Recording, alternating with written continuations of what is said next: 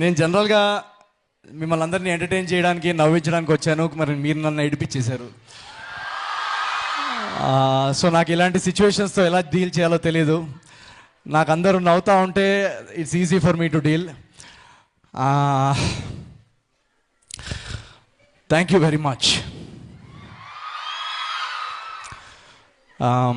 ఇందాక నేను యాక్చువల్గా ఈ జర్నీ అంతా మర్చిపోయాను. ఈ అనగనగా ఒక రాజు, మనం జనరలీ ఏ సినిమా వర్క్ చేస్తుంటే ఫోకస్ అంతా ఆ సినిమా మీదే ఉంటుంది.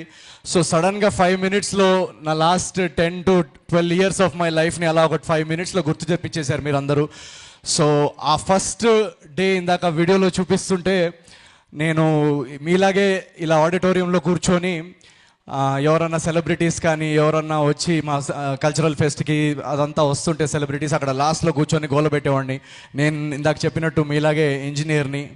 సో మా పేరెంట్స్కి ఏంటంటే ఒక డిసప్పాయింట్మెంట్ ఉండేది. ఎన్ఐటీలో ఇంజనీరింగ్ చేసి జాబ్ మానేసి బెంగళూరుకి వెళ్ళి థియేటర్లో ప్లేస్ చేయడానికి ట్రై చేస్తున్నాడు ఏంటి, బాంబేలో ఆడిషన్స్ ఇస్తున్నాడు ఏంటి అని ఒక మధ్యతరగతి కుటుంబాల్లో ఎలా ఉంటుందంటే ఒక భయము, ఒక నిరాశ, ఒక వెరీ వెరీ సాడ్ ఫేజ్ ఉంటుంది అది లైఫ్లో. అందరూ పక్కన వాళ్ళందరూ గ్రో అవుతూ ఉంటారు.